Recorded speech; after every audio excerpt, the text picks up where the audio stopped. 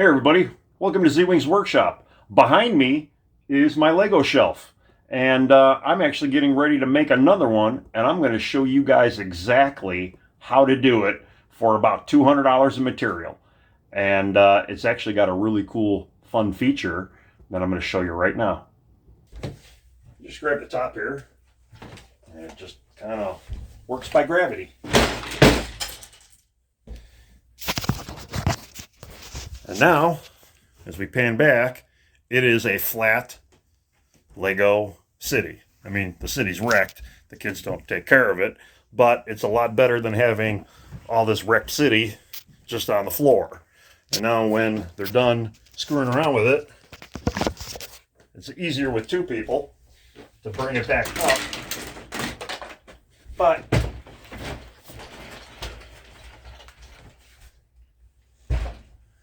it works pretty good. Now, I had the idea to do something like this in 2013, but I actually didn't, do it till like 2020. And I'm not saying that I invented the system or anything, but I kind of came up with it on my own, not realizing that, other people may have done stuff like this, even though I have seen other stuff recently within the last couple of years of stuff similar to this, obviously not on this large scale or used for Lego.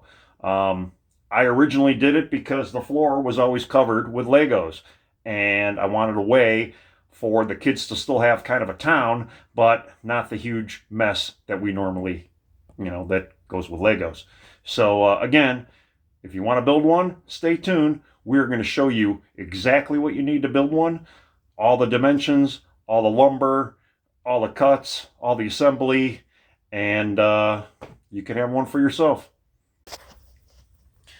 Now, it wouldn't be a proper Z-Wings Workshop video without a little comedy, so make your shelves at home and enjoy the video.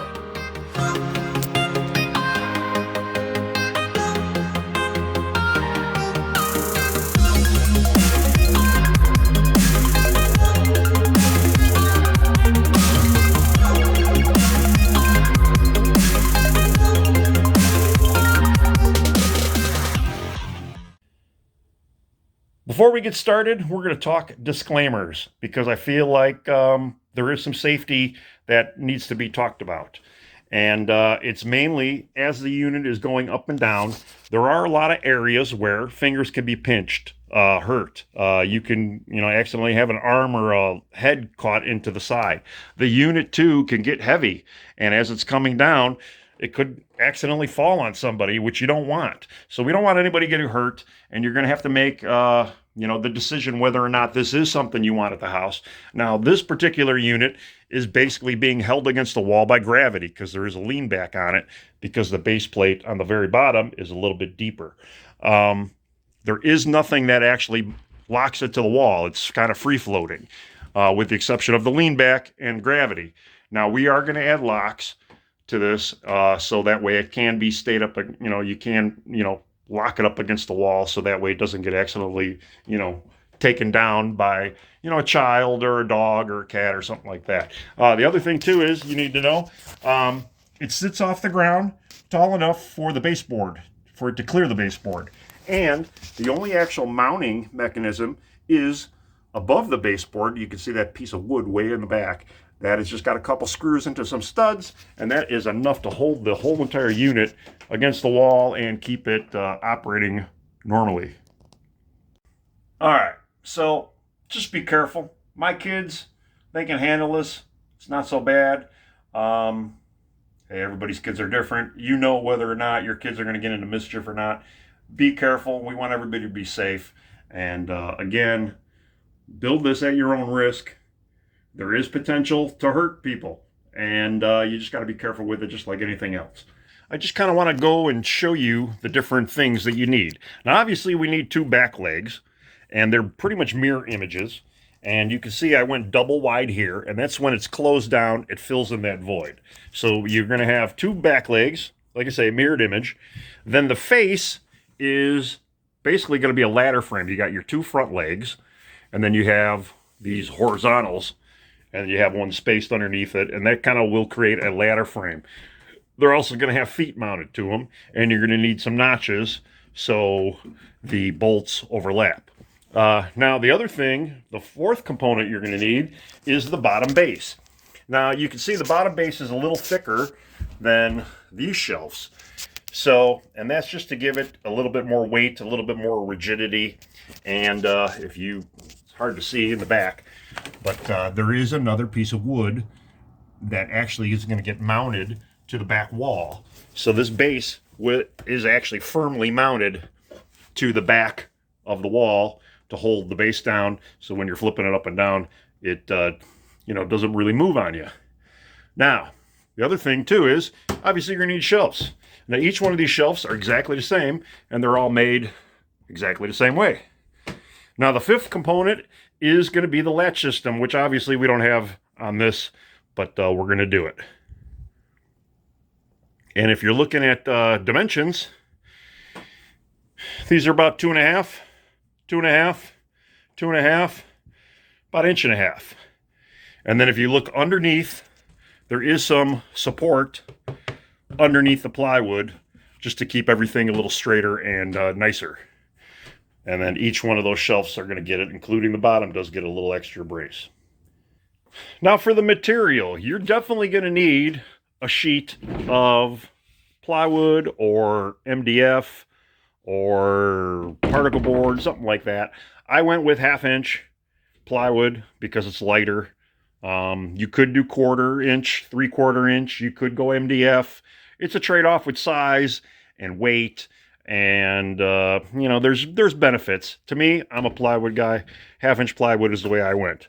Now, as far as the uprates go, I have a shop, so I can cut everything down to whatever I need. But if you do not have a shop or table saws, then you should just go to the store. You could buy 1x3s, which is 2.5 inches, and you could buy 1x2s, which are 1.5 inches.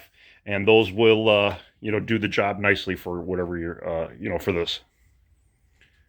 But right now, I'm going to rip everything up, and you'll see exactly the quantity you're going to need. So I broke down the lumber.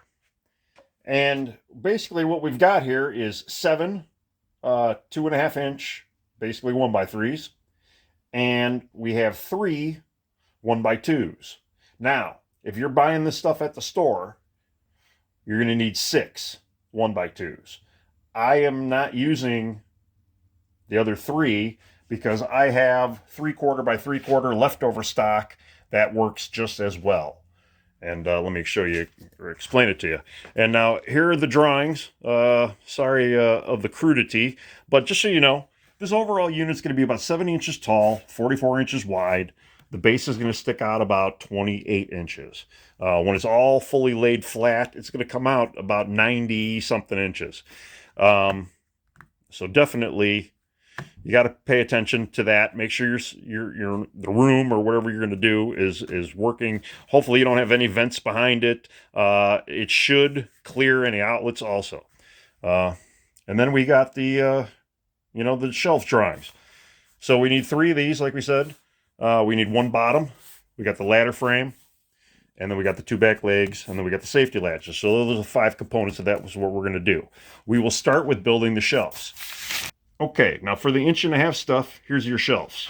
You need 3 of them. So you've got basically 1 piece for each of, the 3 surrounding pieces of the shelf. Obviously, you got plywood in the middle, and then under the plywood, you're going to have basically what I call it just a T-brace. Now, and that's what I'm using the 3/4 by 3/4 stock for.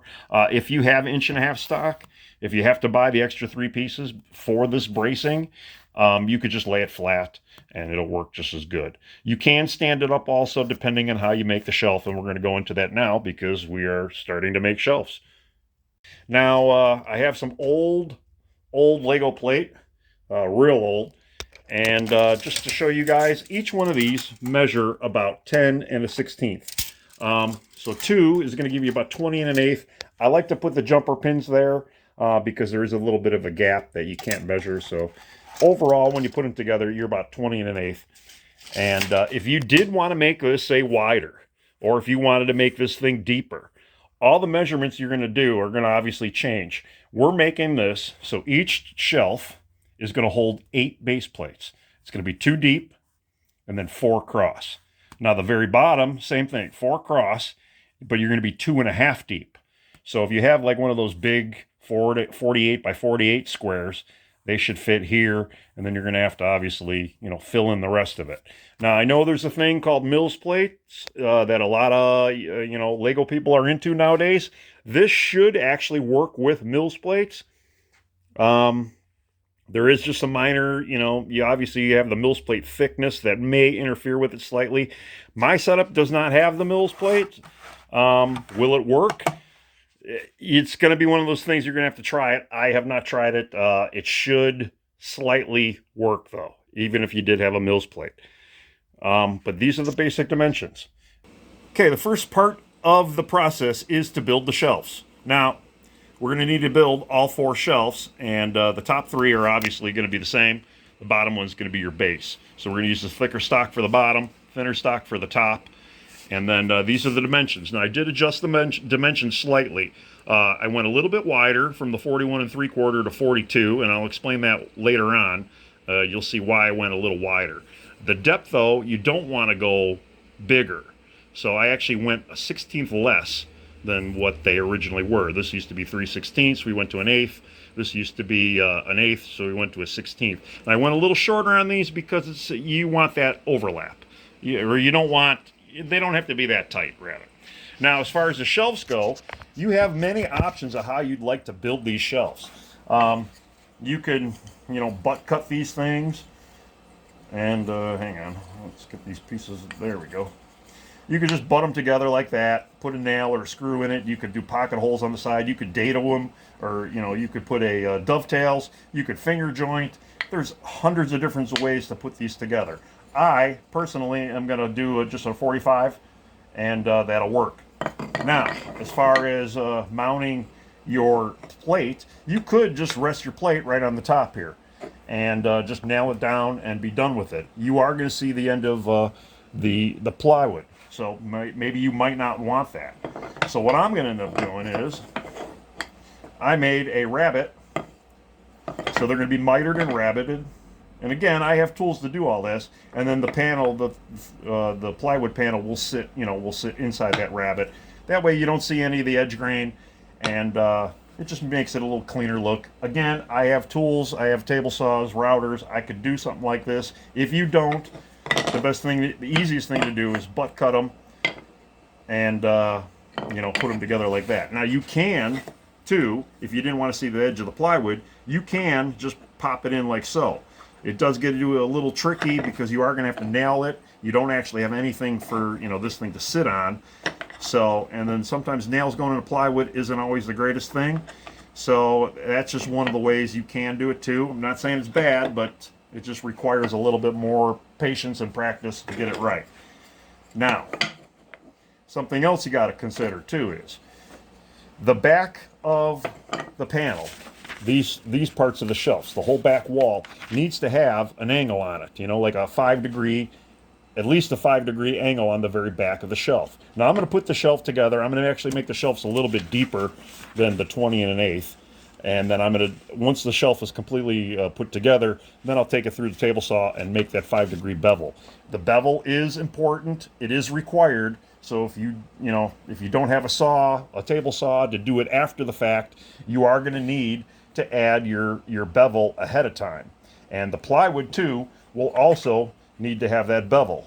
And the bevel is necessary for when the pieces are finally coming into their resting position. You don't want the corner to hit the other corner, so when they lay flat. It's very similar to how a door is set up, where a door has a bevel on it so it doesn't hit your jamb. So you're going to do the same thing. Now you only have to do this to the top 3.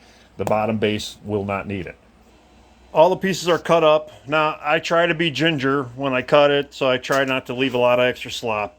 But you can see we got your 3 shelves, 1, 2, 3. You've got your deep shelf, and then I cut the back piece for the upper panel. Now this one's got a big old notch in it. You'll never see it because it'll be up against the wall like so. So that's good here. I did take these 2 pieces for the sides out of the taller stack. Again, you just want to make sure you still got at least 64 inches tall, and you are going to have little bitty remnants for feet. But just make sure you still got 4 of these that are 64 inches, because if you do not have 4 of these 64 inches, you're going to be screwed. But we only cut into 2 of them, so you're going to need some of these still for your ladder frame. So we'll be good there. Now after you put them together, I chose to put the nails on the sides. That way you don't see them on the face. I mean, they will get filled anyway, but at least you don't see them on the face. Then I took, instead of running a dado on the saw, or the rabbet on the saw, I used my rabbeting bit with the router, and then you can see I made a nice little shelf for everything to sit on. And now that is going to be your measurements. So you're going to measure from your inside lip to your other inside lip. That's going to be the width of your plywood. And in theory, each piece should be exactly the same width. So I could just take the plywood and run a nice rip through the entire sheet and then start cutting them up. Obviously too, from here to the end, that'll be your depth. We'll do that same thing. I'm going to cut everyone long because I am going to burn these through the saw one last time once they're all together. But just to show you what I'm doing. Now we have round over corners. I'm just going to take my chisel, square them out, and you'll see the next time you're going to see all the shelves are going to be ready to go. Plywood's going to be on them, and then we'll flip them upside down, and then we'll show you what we do on the bottom side. Okay, now here's the back side of the shelf. You can see we have the outer piece, and then we have your center piece. Now this back piece is set back. You can see that little pencil mark, 19.5 inches from the front. This piece is just smack dab in the middle. And this is set back the 19.5 inches because we are going to cut this about 20 inches, and then we do got to put a little bit of an angle on it. So you don't want it too far back to where you're going to cut into it, and then you don't want it too far forward though either, because we still got to put some pivot bolts in here to make this thing operate properly. Flipping it back over to this side, everything's just been glued, and then I used nails. Now I wish I would have done the rabbet on the table saw. I used my router, and that's what happens when the bearing falls off. So and then we just got a bunch of air nails down here. For the center pieces, I've got a staple gun. I used a staple gun. You could screw this all together and then do it that way too. So basically I've got some filler, and I'm going through filling everything, cleaning it up, and then once the filler's dry, we're going to give this thing a nice sand. Now onto the bottom panel. Now you can see I obviously did not do anything. I went through with my little chisel and cleaned up some stuff. I'm going to make a change. Now originally I said 25 1/8 for the depth. We're going to go 25 1/4. We actually want it to be just a little bit deeper. That way, the plate isn't going to be tight. This one obviously doesn't move, so we could bring that plate to the face, and then a little gap at the back isn't going to hurt anything. But right now I got the saw set up at 25 1/4, and we're going to rip this through. This is just going to be a nice square cut. Now I already have the backer piece here, and then we're going to install the backer piece obviously on the back, and after I cut this, we'll show you how that's going to go. After trimming the panel, I went ahead and installed the backer. Now we'll flip this over in a second, but I stepped down about 1 inch, and again, that step is there so it clears your baseboard. And now your baseboard is usually about 3.5 inches tall if you have a normal standard house, unless you have some super fancy castle that's got 6-inch baseboards. Most of your baseboard's 3.5 to 4 inches. We're going to give about a 5-inch clearance. So basically that's 1 inch, and then each foot is going to be about 4 inches higher than this rail. So that should give you about 5-inch clearance on your baseboard. Now I haven't cut those pieces. I haven't even, we're not going to install them just yet. But that's kind of the game plan. Now you can see too, I threw a couple little pieces in here. This is just to kind of keep the panel. They're just nailed and glued. We're going to flip this guy over so you can see the face. Same deal. You've got the back rail, which is enough to get a screw into a stud. I did the 45 just to kind of dress it up. Everything's going to get sanded nicely, and obviously now I got to go through and put the filler in. But that's basically all you need for the bottom panel. And I can tell you my issues that I did have. I should have made these with the table saw. I didn't. Something else, I wish this piece was not as potato chippy as it was. It was hard to get straight. It's fairly straight. It's not perfect, but it's fine enough for Lego Town, and it's not going to really hurt what we're doing. So I'm going to fill this up, and then everything's going to get a good sanding, and then we are going to move on to the legs. Well, I mean, the shelf legs, the big, tall uprights. All right, so we're back upstairs, and I kind of wanted to show you. Now, each side, there's going to be 8 feet. So you've got the one, there's another one down there, then we've got another one here, and then we got another one here, and obviously it's the same on the other side. And then there's also going to be 4 feet for the bottom. So you're going to have to 12 feet total. They're going to be different heights. But I just kind of wanted to show you now too. We're just going to go with the back leg, focus on the back leg. You can see it's got that little step. There's your leg. You got your bolts. Now, let's try and get in here. You can see there's another spacer block. Same thing, another spacer block. We got another spacer block in the final foot on top. Now, the face is, you've got your carriage bolt. That's the start of the ladder frame. And I'm using washers to space everything out. Now, these get little bitty notches, as you can see. So there's another ladder, another notch, another ladder, another notch, and then a foot. Now, I was able to put the feet here, basically, and they're just kind of anchored in that way. Now, when it's down position, we're starting at the very back. This is actually the back leg, and you can see it's double thick because we wanted to kind of fill in this gap. So that's why it's double thick. Then we have your first carriage bolt. This is still the back piece, and then this is the start. This piece right here is the front leg. So it's basically notched out so you have nice equal spacing, and you kind of carry it all the way through. So you got your first notch, your second notch, and then you come all the way down to your third notch.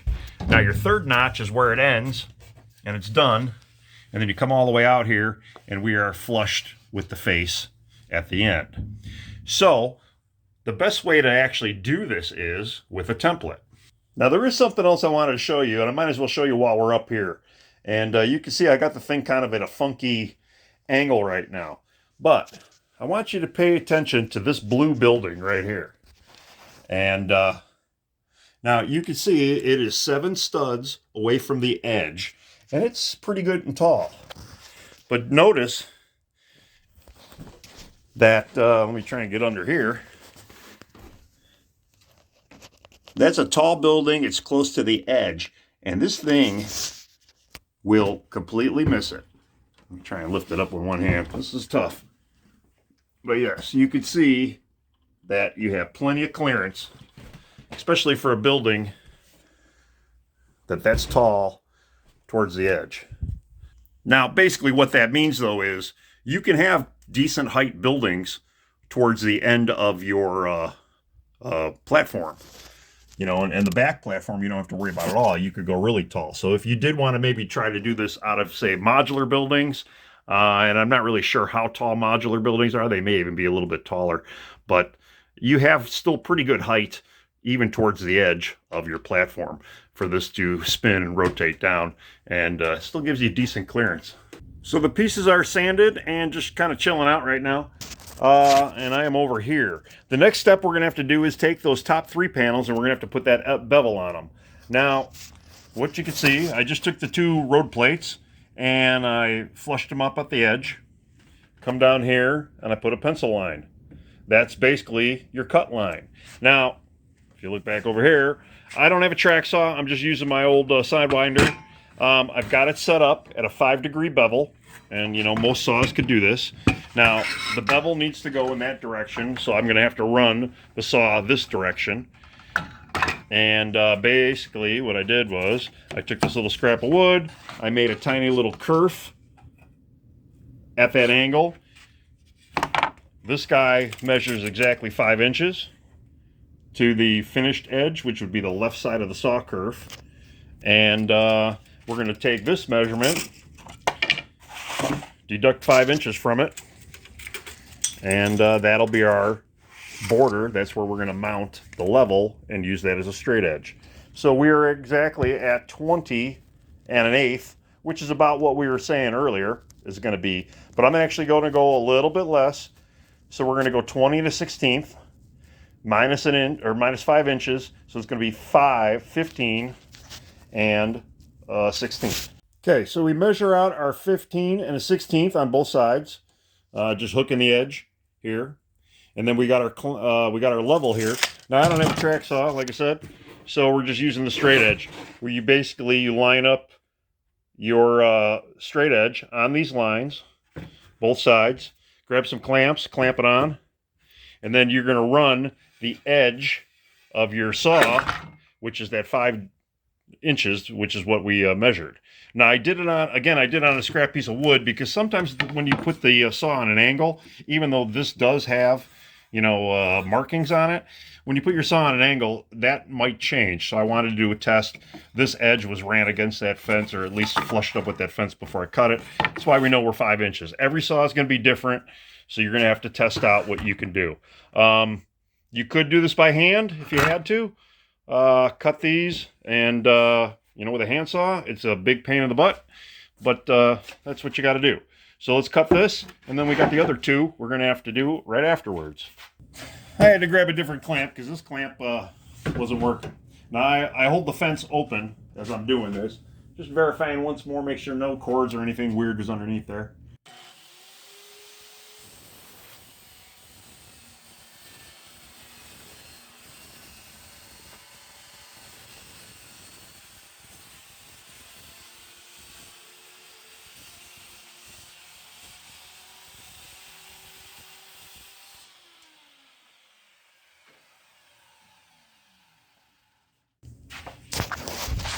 Okay, nice straight cut. We got our 5-degree angle on the back. Now to repeat it on the next 3, and we're good. Now if you're building along at home, this is what you should have. You should have 3 upper trays, and then 1 lower tray that's thicker. So now we're going to take them off of this little bench here. We're going to put them on that bench, and then we're going to lay them out and go to the next step. So I went up into the place where I keep all the Legos, and I grabbed a few more road plates. You can see there's an airport going on, and the start of a racetrack, along with some Moon River. And then you can see we got 8 plates that fit on 1 unit. Obviously this one's the second unit, there's the first, third, fourth. So you got 8 times 4, and then remember we got a half of a plate more on the back of that. So it's not bad for the size of a Lego town. Again, I'm not 100% sure how well it would work with mills, but definitely it would be worth trying out. Now I did leave a little bit of gap on both sides. That gap, they make a roll, it's like tape, Lego tape. And you can run a bead of Lego tape along each shelf, line it up with your things, and then you can actually have this pinned to each shelf. And that was my idea there. But as you can see, if it's focusing, it lays out pretty good. Now we go to the wood. Now everything's still kind of in the rough stages, but when it's laying flat, the wood's going to kind of look like this. You're going to have this, offset. Now this piece of wood needs to get into that shelf, so there's going to be a notch in these pieces, and these are going to be for the ladder. Oh, I guess I got something done on my burner here. Now these are going to be for the back leg, so you're going to eventually come down to here. This leg will end around here, and then this will continue to be about right here, because this is going to be the same distance here, but again this back shelf is deeper. So to get all the measurements and to get all the pivot points properly, we are going to make a template. Now you could use cardboard, you could use rosin paper or manila folders or some sort of hard cardboard, paper, tape. Really there's a lot of ways. I love this stuff. It's aluminum roll flashing. It's flexible. It can be bent. It's easy to cut. You could drill through it. It could get completely sopping wet, and it will not hurt anything. But as you can see, I already went through and made some marks. Let me show you. So you got your first set of holes, your second set of holes. I was able to put a notch directly in line with the hole, and I'll explain that in a second. And then there's an end point. Now the end point, lines up with this plate, the edge of that plate, and then it's completely flush with the other edge. So that is the most critical dimension right there. And now I'm going to show you exactly how we're going to use it on each piece of wood. Now I have the shelf supported, obviously, on the paint can, and basically you're going to take your template and you're going to flush it up with the top, obviously, and the edge. Then you're going to put your little holes. It would be helpful if I actually taped it, because these are actually critical dimensions. But you're basically going to line them up, and you're going to line up your holes. And that's going to be, you're going to do that for all the sides of every single piece. Now, as you can see, too, they're low enough to where the bolt will be centered in here, and the bottom of this ridge, you know, basically is flush with here. So once this thing is driven in, it should be, you know, obviously it's going to be on the other piece, so you're going to have meat here. But it gives you enough room to put a wrench on the backside of this when we put it with the nuts, because they're going to be nuts and washers. And I did buy 2 sets of bolts. You got one a little longer than the other, and then these are nylon threaded, so they lock. So basically, again, you're going to end up doing that, marking out your holes. You're going to do it on all the sides of all the pieces, including on the very base. But we're also going to use that template for the long pieces. And let me show you that. Okay, so let me explain to you how this works. Now, first of all, I numbered them. So we got right front, right back. Obviously, the front's going to be the ladder. And let me just show you. Now, we already said we got the holes. So the holes are going to obviously line back up the way they are. The front piece, the one that we're going to eventually make the ladder out of, you are basically going to mark out both holes, like so, and then you're going to put a little hash mark at that little V. Now, when you slide everything over, you are going to, basically, you're going to cover the line with your piece of your template material. And then you're going to do the same thing. Mark out your 2 holes, leave your little hash mark, there it is. And then you're going to continue going down. You're going to do that 3 times. And at the very end, you will have, you know, your second hole. And I'm going to explain this little trapezoid in a second here. This is the one that's going to get mounted to your very bottom base. So that's going to be the bottom pivot. Now from here, that bottom piece is 2.5 inches. So when this is upright, this is basically, that is the end. That was our hash mark. And then from here to there, it's about 1 1/8 inches. And then from here, well, basically from there to there is 2.5 inches. And then that's going to be your end cut. Now, the trapezoids, basically, I used the same template material, and I just basically made a quick little jig. This is 1 5/8 inches down to this bottom shelf. This bottom shelf is 2 inches wide, and these are just on 25-degree angles. They don't really need to be that big, but it's fine. I just did it like that. Now, when you go to the bottom piece, it's a little different. You would think the back piece, you're going to be using the back holes. No, you're not. You're actually going to continue to use the front holes. Same thing. You're going to start off with the edge of the wood. You're going to mark out the first hole, and then you're going to mark out your end piece. Then, again, you're going to line it up kind of like we did. You know, you mark it, and then you cover your mark, hit your hole. Same thing.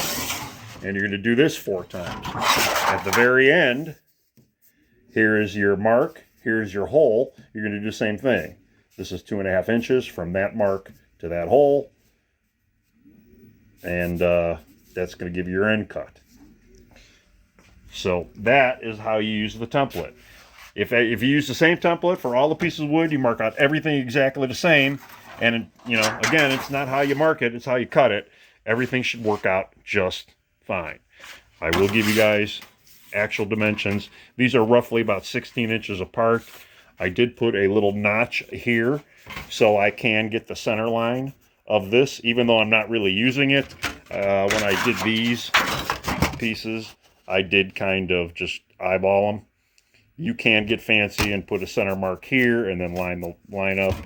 That would be a way to go too.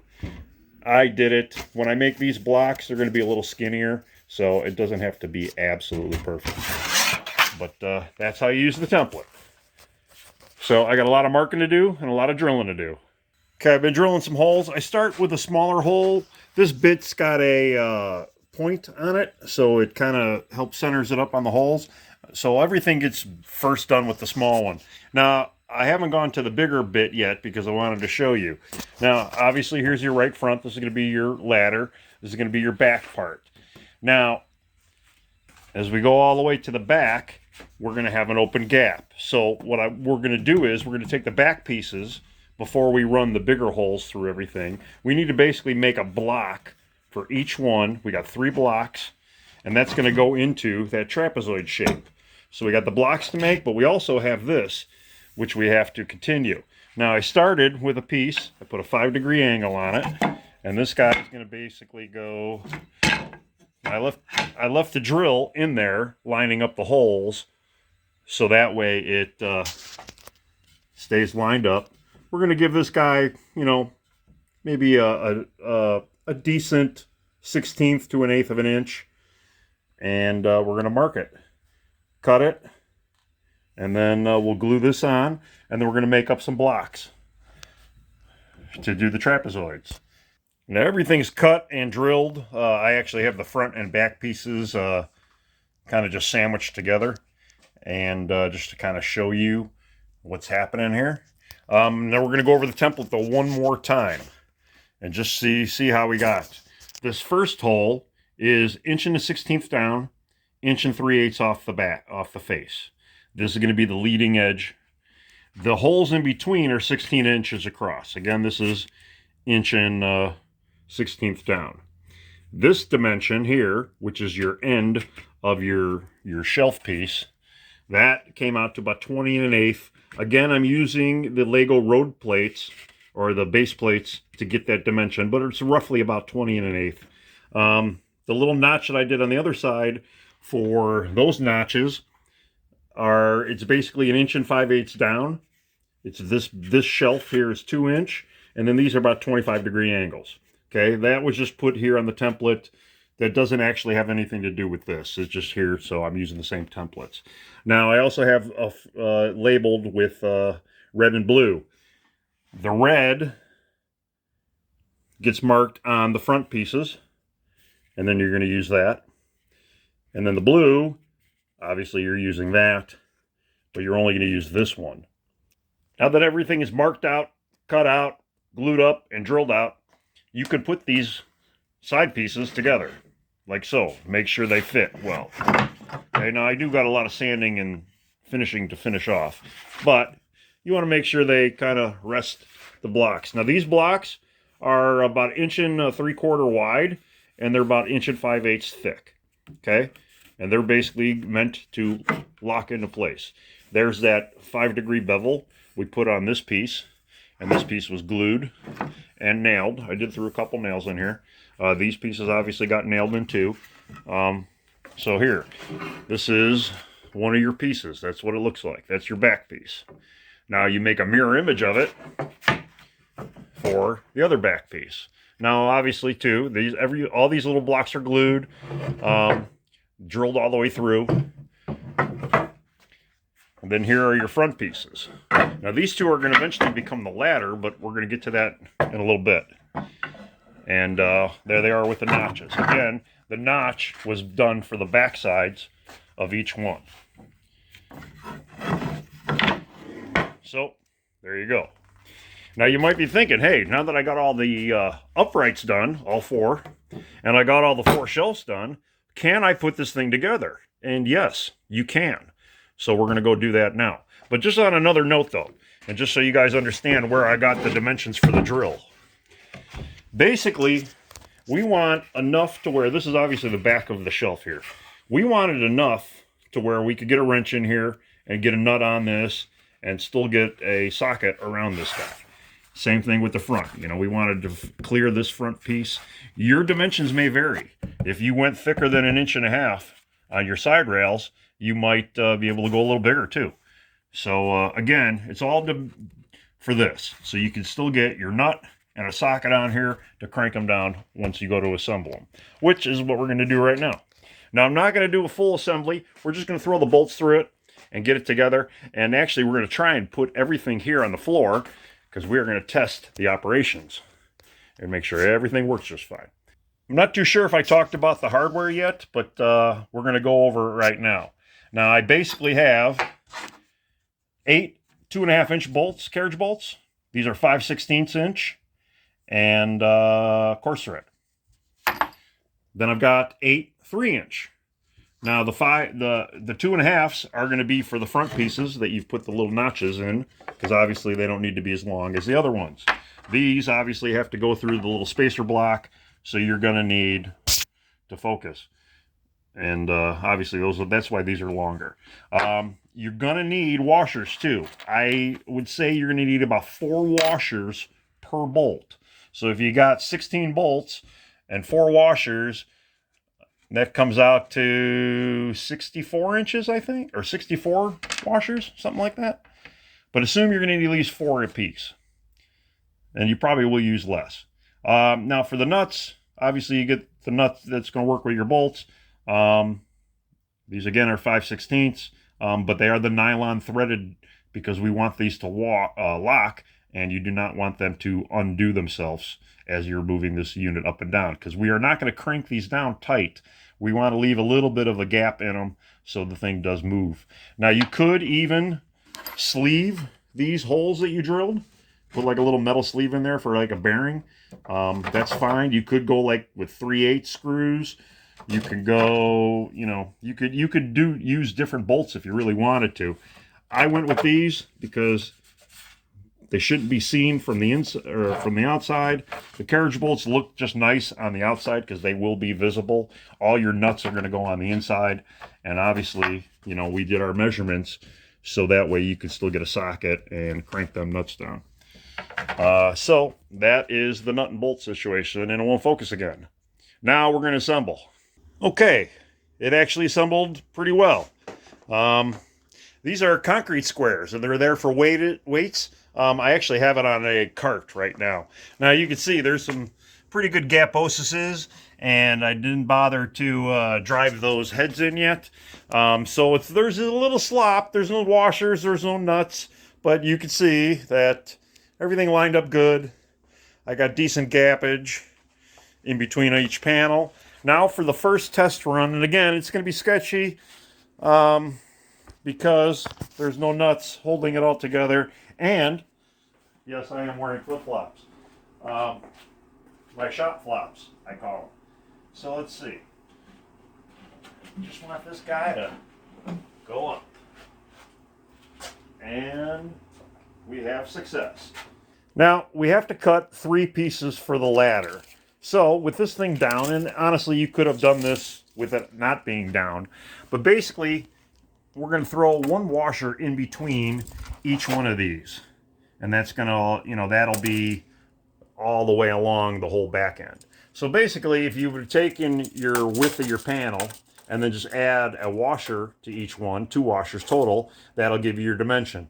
I'm doing it this way because, it's one of those deals. But we are looking at 42 1/8. That's where I'm at, and that's based off of a 42-inch shelf. So that makes, each washer is about 1/16 of an inch. Now we're going to need 3 of them. So we're going to bring this guy back up, and I'm going to show you where exactly they're going to go, but I got to do some stabilization here. But again, we're going to need 4 pieces, or 3 pieces rather, at 42 1/8. Okay, so I got everything kind of balanced up. I moved it over here, laid it up against the lathe. I did get it so it's somewhat parallel with each other and not twisted, because you're going to need it to be somewhat close. There is the lean back on it. It's probably more of a lean back than will be eventually when it's put on the wall, when it's installed, but it's all right. I got my 3 pieces cut, the 42 1/8, a little bit bigger than the shelf itself. You're going to end up putting 1 under every shelf. So you got 1 there, and then there'll be 1 for the very bottom. Now, how do we mark it? Because basically, when these are folded down, they're going to be attached to your legs here, and they're going to come straight across. And once this thing gets folded flat, they should just fill up underneath there. So you definitely want to continue to use your 3/4. Remember, we have 7/8 of an inch here. This is 1 inch and 5/8. So 3/4 stock along this edge. It's going to easily clear it when it folds. So how do you know to go down though? You don't want a huge space, but you don't want too small of a space either. So I got this little 1/4 inch block. I'm basically putting it underneath every shelf, putting a mark, as you can see. And then I'm going to do it on every shelf for every piece, going all the way down, all sides. And then that's where these things get attached. So that'll be the next stuff. I'm going to mark it. I'm going to disassemble everything. And then we're going to get this ladder frame made. Okay, everything's disassembled. I got the 2 front pieces and the 3 spreader pieces for the ladder right here. That's 2 together. Now we're going to do the layout. We already made the marks when everything was standing up, and you can see that's why they're V'd, because obviously it was out of pitch. I took my square and just squared it across through an X, because that's where the wood's going to go. Now, you can, if you really wanted to, just pocket drill these right into the side. Obviously you do one on one side, one on the other side. You could completely notch this out, make these pieces a little bit bigger, and kind of have it insert, and you could nail it straight in. What I'm going to end up doing is I am going to use pocket hole screws, but I'm going to countersink, and I'm going to put plugs. So I'm going to have 2 screws going through, obviously some glue, and then I'm going to plug all that. So that means I'm going to need to make like 12 plugs, because each one's going to have 2 screws a piece. And I got a fancy pocket hole thing of screws. These screws will work just fine. Okay, the ladders are installed. We got our holes done. We got our screws installed. And these are nice. It's going to keep this thing, it's going to basically keep the face rigid, so that way it stays in line. Now, the plugs, buy yourself a set of plug cutters. And there's a 3-pack. This is the same size as the bit I used for the pocket hole screws. And you basically just drill them in a hole wood. You get these little cores that pop out. And I actually split these in half on the bandsaw, just because I don't need them that deep anyway. And that way I don't have to keep drilling. But yeah, those are going to get glued in. They get, glued in, stuffed in, then we shave them flat. Now, you definitely want these sides to be as flat as possible. You are going to, have the heads of your carriage bolts here. So, and that's where some of the spacers of the washers come into play. So it does clear that. But you can also, too, kind of recess that carriage bolt head in also, which I may or may not do. Just depends on how it lays out. But after I get the plugs in, after everything gets dried up, everything is basically ready for sand. Well, I shouldn't say that, because we got the feet to do still. And then the feet are basically, these rails are going to be on the underside. So we're going to have a foot on each corner. Basically, each leg gets 2 feet. So you're going to have 1 foot here. We skip one, and then we put another one basically right here. And then we're going to go to the other, the back pieces. We're going to add feet to that. And then we still got to add feet to the very, very bottom base. So there's going to be 12 feet total, and we're going to figure out the calculations, and I'll show you that in a minute after this is all dried and plugged and sanded and all that fun stuff. Okay, so now it is time to make the feet for this. Now this is the base piece. It's upside down. You're going to need 4 feet on it. They're going to be the same equal size. If you remember this little notch we put in here, this is where the baseboard's going to sit. That way you don't have to notch out baseboard, and this face is going to sit on the drywall, and this should clear your baseboard, where you're not going to have to worry about this whole shelf unit installing, over your baseboard or messing with your baseboard. Now my brother's house, he's got just standard trim. This is going to go in his basement, and I don't believe he has really anything down there as far as baseboarding goes. But most baseboard is about 4 to 5 inches tall. On average. So we're going to want to go with this piece and leave about a 4 to 5 inch clearance. Now I already know that from the face surface to the floor, we're going to want 6 inches. So we're going to make it 6 inches tall. You guys can do whatever you need to do, depending on what you're doing. Now remember, this is half inch. So the block is going to get mounted here. It's going to actually sit up on here. It's going to get tucked on the inside. Obviously, it's not going to interfere with the bolts. And so we got basically 5.5 inch blocks. 4 pieces, 5.5 inch blocks. And that's going to be for the bottom. Now, the material I have, a lot of my stuff was not 8 feet to begin with. Now, hopefully, you guys do have 8 foot stuff or 8 foot stock, and you could take some of your cutoffs and use them for feet. This should be enough, although I do have extra wood if I need more.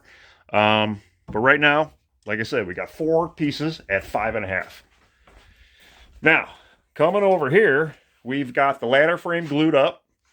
Pegs are put in. I even did countersink it for the bolts. Then we got the 2 back uprights. Now, the way that this is going to work is you're going to have a foot here. You're going to have a foot on this piece. Then you're going to go back into the inside. You're going to have a foot here. And then you're going to go to the leg again, and then you're going to have another foot here. Now, these 3, this one, and this one, are going to be a little tricky because you basically have to take a piece of wood and butt it to the end. Now, you can do like an overlap on the faces. This one you can't, but this middle one where we said is going to be easy because you could actually just put a couple holes in here and then drill it straight down, you know, underneath it like that. That one's the easy one. But with these, you don't really have that luxury. Now, you could have half-lapped these. There's a lot of different options you can. But I have one of these fancy machines, and it's called a biscuit joiner. The biscuit joiner uses these little biscuits, and it basically it's a floating tendon. It carves a little half moon. You slide them in. I'm sure most of you have seen these before, and then you could do your thing like that. That is what I'm going to use just because it's easy. Now but I still need to come up with the dimension. So this is 2.5 inches. Now I already said I want to go 6 inches tall. So the easiest thing to do is line up your 6 inches and then come over here and see what you're left with. So this is basically 3.5 inches.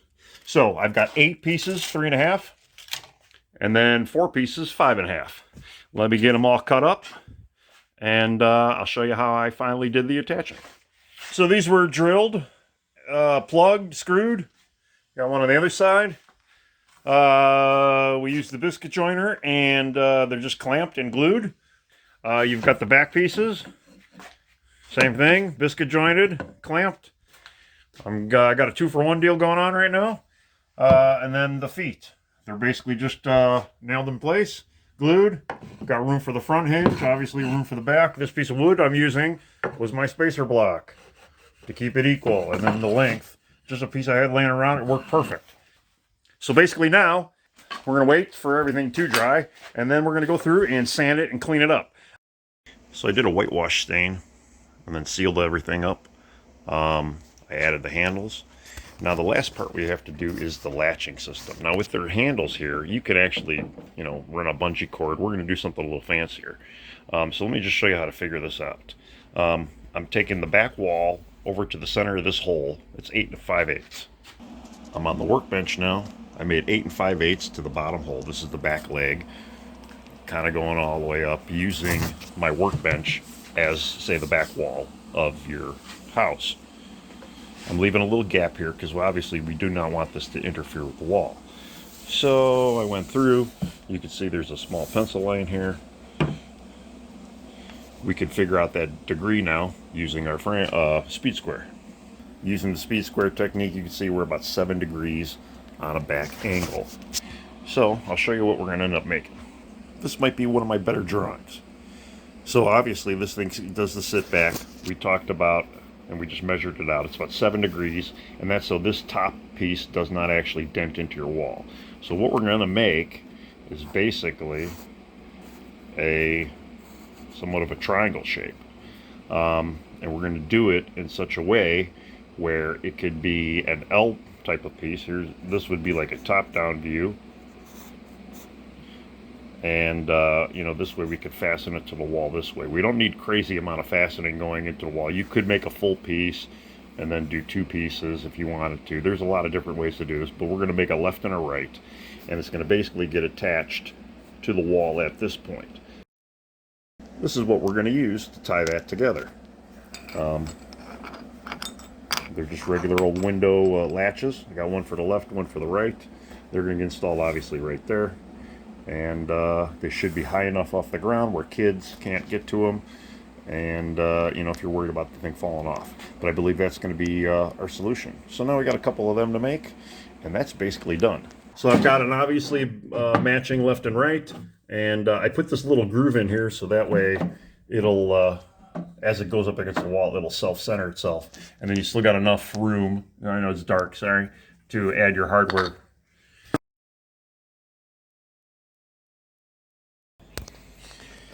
So I'm watching this video just like you are, and I'm thinking to myself, you probably still have questions. So what I'm going to do is I'm going to peer into the future and try to answer whatever question that I think you might have. So here we go. Okay, so I'm sure one of the questions are the washers.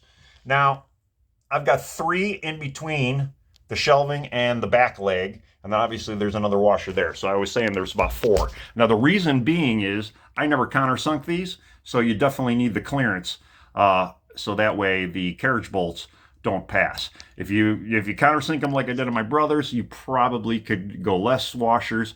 The more washers, though, the washers will tend to grind against each other, and that way it won't mar up the wood as much. So that's just something to think about. The other thing too is, you can make these deeper if you want. And if you put your plywood on top, it will obviously be taller. So it's all right. Just, the deeper these are, and even the bottom doesn't matter how deep it goes, but the deeper that these shelves are, the less height you're going to have overall. Now, the height is basically the depth, if you didn't know, because as it's folding flat, that's how it works. Now, if you went deeper with this shelf, I would recommend that the bottom shelf get, even deeper so it still has that lean back effect. But you can go wider too. I would recommend maybe 2 more plates wider. If you go any wider, you're definitely gonna have to put some more reinforcement in the shelf, and I may even would include, thicker side lumber. Something else to consider too, yeah, this is about 6-7 inches off the ground. What about if you want something shelf high? Maybe, you're an adult and you got a cool Lego town with modular buildings. Well, you could build a base cabinet 30 inches tall, which is about normal kitchen kitchen table height. And then you could put the shelving unit on top of your cabinet. Now, the other thing you could do is you would have to take these, obviously extend them, and then you would have them hinge so they fold flat. But you could, in theory, if you have the ceiling height for it, you could have this at, stand-up height. So it'd be kind of cool in like a lofter, if you're into Lego, that would be adult Lego stuff. But yeah, that'd be cool.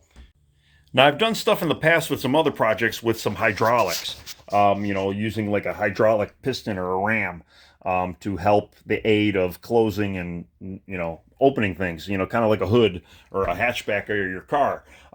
You can technically do that with this too. Obviously, I would do one on both sides.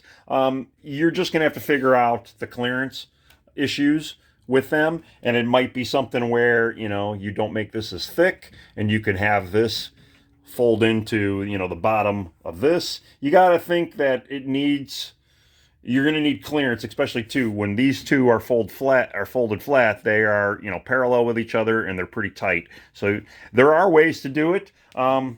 You could potentially even put it on the inside, but then no, you probably can't put it on the inside because it's going to work with the shelf. So I don't know. You're going to have to do some experimenting with that. If for any reason I decide to do it, which I doubt I'm probably going to, I will video it, but or at least kind of give you anchor points. But that would definitely be something that would definitely help the weight of it. Mine's mostly plywood and pine. If you go with a little bit harder wood, oaks, MDF too for the sheets, it could get heavy. And especially too, if you got, these are smaller Lego sets, you got full-on modular buildings. Yeah, I mean, it's definitely a 2-man operation.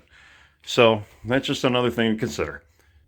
If you're familiar with me, you will understand that I don't do anything in Fusion 360 or anything like that, because at the end of the day, having a virtual image of what you're building doesn't really, work for me. I want the actual thing, not the virtual thing. And to me, too, there's virtual stuff that can't duplicate what the real world is going to give you. So this is my virtual space. And that's another mock-up for something else I'm working on, and that's also pretty cool. But before we end, I wanted to go over the drawings again, or at least the dimensions. So just so you see, you do need 3 shelves. So these are the overall dimensions, 42 inches by 20 and a 16th. Okay, that's overall dimension. So that's not what you cut your plywood at if you inset it. That is going to be overall for 4 shelves or 4 road plates wide, 2 deep. Okay, for the bottom, same thing, 42 inches. Now that 42 also includes room for the tape. If you buy that tape, I have yet to buy tape for either project, but it does leave enough clearance for that. So 42 inches, you'll be safe there. The bottom shelf is 25 1/4 deep, and that's not including the little mounting ridge. That's 25 1/4 clear. So for road plates, basically, that's what the base is. Those are your firm dimensions. Again, depth on this can be whatever you want. We went with 3.5. The depth here, or no, 2.5. I'm sorry. We went 2.5 here. The depth here was 1.5 inches. So, you know, that's your 1.5 inches. These back legs, now I have them at 64 inches. That's approximately what they are. You won't know exactly the exact size of them until you lay out your template. And then you do your steps. And now here we are back to the template. And I just want to kind of explain this to you. You start here in the corner. This is where your first hole is. Now I got an 1 1/16 down. That is based on, again, my 1.5 inch thick shelf. And that is in the area so the nut will clear the bottom of the shelf. And then it leaves enough room for your 1/2 inch on top, and obviously it leaves for your face. So that's where that is. Now I went 16 inches wide with it to the second hole. And you don't have, you could go whatever you want. Obviously, if you're going to go deeper, you go deeper. I thought 16 was a decent number. It could be 16 1/8. This dimension isn't critical. This dimension, however, is the most critical dimension here, and that is 20 1/8. Now, if you realize that's 20 1/8, that is 1/16 larger than your top shelf, and that's what you want. You want it 1/16, so that way they're not touching. You should have a very tight 1/16 of an inch gap in between the two once it's in, once everything's in its full down position. So 20 1/8. Let's see. For this guy, I went with a 2-inch shelf. This is about 1.5 inches deep. You could go 1.5 inches deep.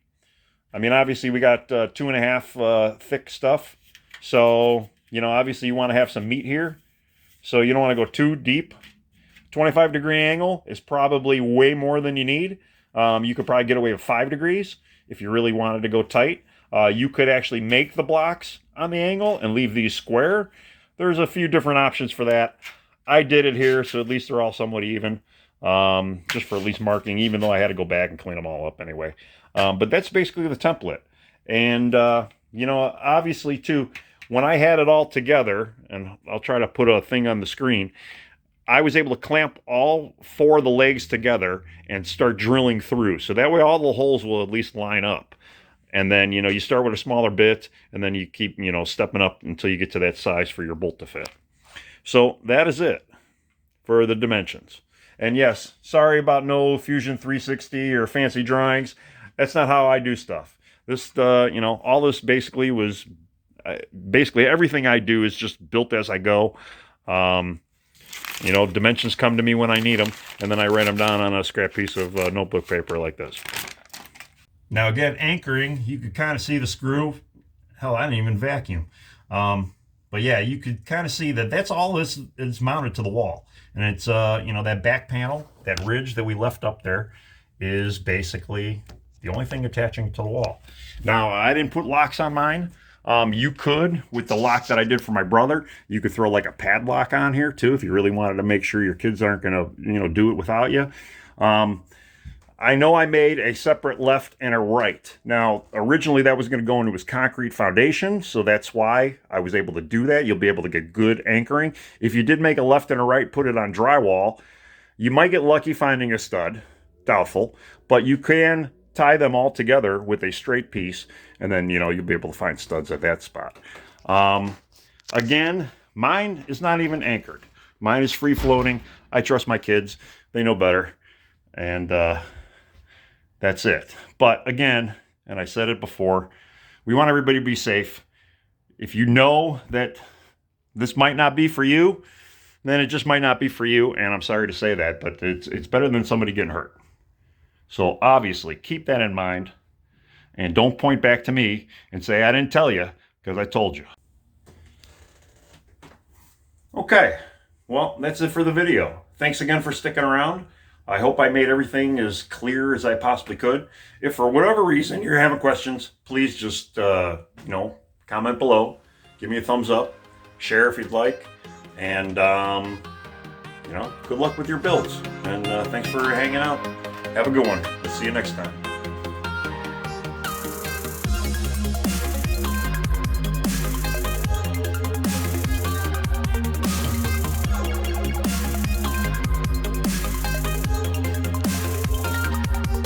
And yes, I'm aware I didn't show my brothers in operation. It works.